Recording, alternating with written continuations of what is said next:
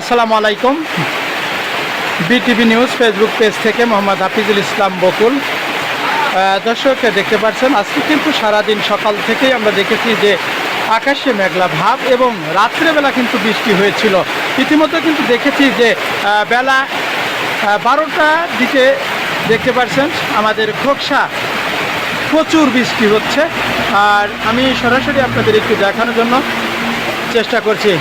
আমি এখন এই মুহূর্তে খোকসা ক্লাব মোড়ে অবস্থান করেছি। ক্লাব মোড়ের যে পরিস্থিতি সেটি দেখাতে সরাসরি চেষ্টা করছি। দেখতে পাচ্ছেন আকাশে কিন্তু ঘোলাটে মেঘ এবং আকাশে প্রচুর মেঘ দেখা যাচ্ছে।